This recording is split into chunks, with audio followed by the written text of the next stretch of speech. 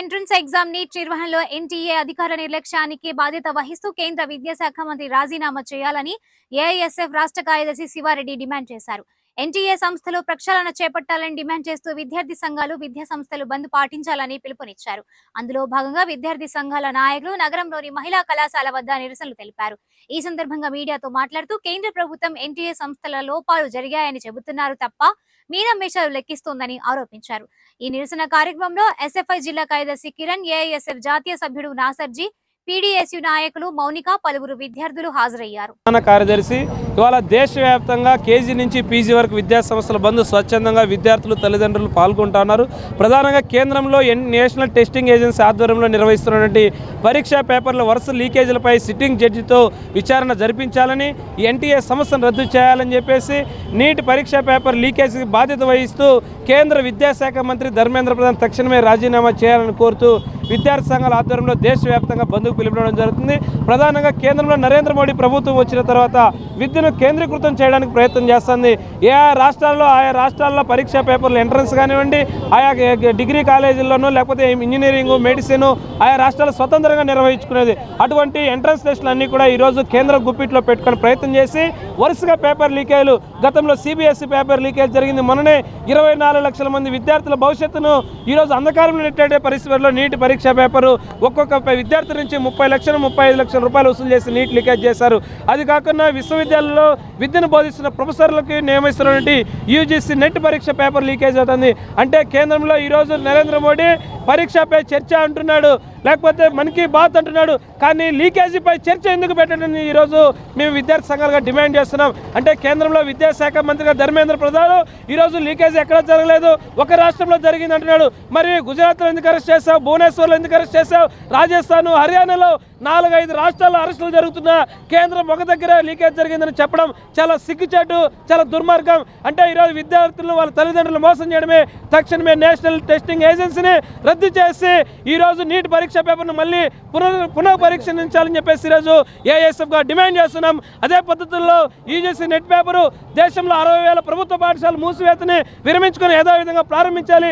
లేకపోతే రాబోయే రోజుల్లో కూడా పెద్ద ఎత్తున కలిసి వచ్చే విద్యార్థి యువజన సంఘాలని కలుపుకొని ఢిల్లీ నడబడిన పెద్ద ఎత్తున ఉద్యమానికి శ్రీకారం చుడతామని ఈ సందర్భంగా కేంద్ర ప్రభుత్వాన్ని హెచ్చరిస్తా ఉన్నాం. జరిగింది విద్యా సంఘాలు ఏదైతే ప్రధానంగా స్కూల్స్ మూసివేత ఉందో ఈ దేశంలో దాదాపు కేంద్ర ప్రభుత్వం వచ్చిన తర్వాత 60,000 స్కూల్స్ని మూసివేశారు. వాటిని వెంటనే తెరవాలి, స్కూల్స్ మూసివేతని తక్షణమే ఆపేయాలని చెప్పని చేస్తున్నాం. అదేవిధంగా యూనివర్సిటీల్లో పిహెచ్డి చేయాలంటే నెట్ క్వాలిఫికేషన్ కంపల్సరీ అనేటువంటి షరతును తీసుకొచ్చారు. దాన్ని వెంటనే ఉపసంహరించుకోవాలి. పిహెచ్డి అడ్మిషన్ పీజీ తర్వాత యథేచ్ఛగా పిహెచ్డి చేసేందుకు పర్మిషన్ ఇవ్వాలి. ఈ స్కోరింగ్ విధానాన్ని రద్దు చేయాలని కోరుతున్నాం. అదేవిధంగా ఏదైతే ఈ విద్యా సంఘాలు లేదంటే ముంబై యూనివర్సిటీ, ఢిల్లీ లాంటి యూనివర్సిటీల్లో కేంద్ర ప్రభుత్వం విద్యార్థి సంఘాలకు ఎలక్షన్ నిర్వహించకుండా ప్రజాస్వామ్యబద్ధంగా ఎలక్షన్ నిర్వహించట్లేదు. వాటిని నిర్వహించాలి. విద్యార్థి సంఘ నేతల మీద అక్రమంగా కేసులు పెడుతున్నారు, వాటిని ఆపాలి. ముఖ్యంగా మన రాష్ట్ర ప్రభుత్వం చంద్రబాబు నాయుడు గారు అదేవిధంగా పవన్ కళ్యాణ్ గారు ఈ నీటి విషయంలో కలగ చేసుకొని ఏ రాష్ట్రంలో ఆ రాష్ట్రం మన రాష్ట్రంలో మన ఎంబీబీఎస్ పరీక్షలను పెట్టుకునే విధంగా మన అసెంబ్లీలో తీర్మానం చేయాలి. ఇప్పటికే కేరళ, తమిళనాడు ఇతర 8 రాష్ట్రాలు అసెంబ్లీలో తీర్మానాలు చేసి వాళ్ళు కేంద్ర ప్రభుత్వానికి వ్యతిరేకంగా పెద్ద ఎత్తున నిరసనలు తెలుపుతున్నారు. కానీ మన రాష్ట్ర ప్రభుత్వం ఇంతవరకు స్పందించకపోవటం చాలా అమానుషణీయం. కాబట్టి రాష్ట్ర ప్రభుత్వం వెంటనే స్పందించాలి. మన రాష్ట్రంలో ఉన్నటువంటి నీటి విద్యార్థులు న్యాయం చేసేందుకు మన రాష్ట్ర ప్రభుత్వం కృషి చేయాలని చెప్పి మేము డిమాండ్ చేస్తున్నాం. లేకపోతే భవిష్యత్తులో పెద్ద ఎత్తున ఢిల్లీ కదిలివెళ్తామని చెప్పి మేము హెచ్చరిస్తున్నాం. ఢిల్లీ పార్లమెంట్ను ముట్టడిస్తామని కూడా ఈ సందర్భంగా తెలియజేస్తున్నాం. విద్యార్థి సంఘాల ఆధ్వర్యంలో దేశవ్యాప్తంగా విద్యా సంస్థల బంద్కు పిలుపునిచ్చాం. నీటి వ్యవహారంపై ఈనాటికి మన దేశ ప్రధానమంత్రి పార్లమెంట్లో నోరు విప్పిన పరిస్థితి. అయ్యా, ప్రజలందరూ రోడ్డు మీదకి వచ్చి విద్యార్థుల భవిష్యత్తు నాశనం అయిపోతుంది అడుగుతూ ఉంటే మేక్ ఇన్ ఇండియా అంటాడు. మేక్ ఇన్ ఇండియా కాదు, సేల్ ఇండియా. అలానే మన దేశంలో పేపర్ల లీకేజ్ను సేల్ ఇండియాగా మార్చిన నరేంద్ర మోడీ సిగ్గుపడాలి. పార్లమెంట్లో ప్రతిపక్ష నేతలను గొంతు విప్పుతూ ఉంటే అతను తన యొక్క మానసిక పరిస్థితి బాగాలేదని ఈ విధంగా తెలియజేస్తూ ఉన్నాం. సిగ్గుపడి మన కేంద్ర విద్యాశాఖ మంత్రి వెంటనే రాజీనామా చేయాలి. విద్యార్థుల గొంతు నొక్కుతున్నారు, వాళ్ళ మీద కేసులు పెడుతున్నారు. వాటి అన్నింటినీ ఉపసంహరించుకొని విద్యార్థుల యొక్క భవిష్యత్తును చూడాలని ఈ కార్యక్రమంలో తెలియజేస్తున్నాం. నా పేరు మానస, నేను పీడిఎస్యు స్టేట్ కమిటీ మెంబర్ని. ప్రస్తుతం మన మోడీ ప్రభుత్వంలోకి వచ్చిన దగ్గర నుంచి దేశానికి ఏ అయితే ముఖ్యంగా విద్యా వైద్యం అవసరమో అలాంటివన్నీ మూలన పడినటువంటి పరిస్థితి మనం చూస్తూ ఉన్నాము.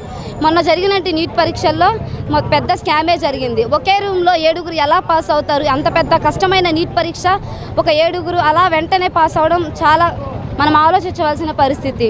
ఎందుకంటే ఇప్పుడు మనం గవర్నమెంట్ స్కూల్ చూసుకున్నట్టయితే అవన్నీ మూలన పడ్డాయి. ప్రైవేట్ స్కూళ్ళన్నీ పెరిగిపోతున్నాయి. గవర్నమెంట్ స్కూల్స్, కాలేజెస్ అన్నీ మూలన పడ్డటువంటి పరిస్థితి. అలానే నీట్ పరీక్ష రాసిన విద్యార్థులకు కేంద్రం నష్టపరిహారం ఇవ్వాలి. ఎన్టీఏ వ్యవస్థను రద్దు చేయాలి.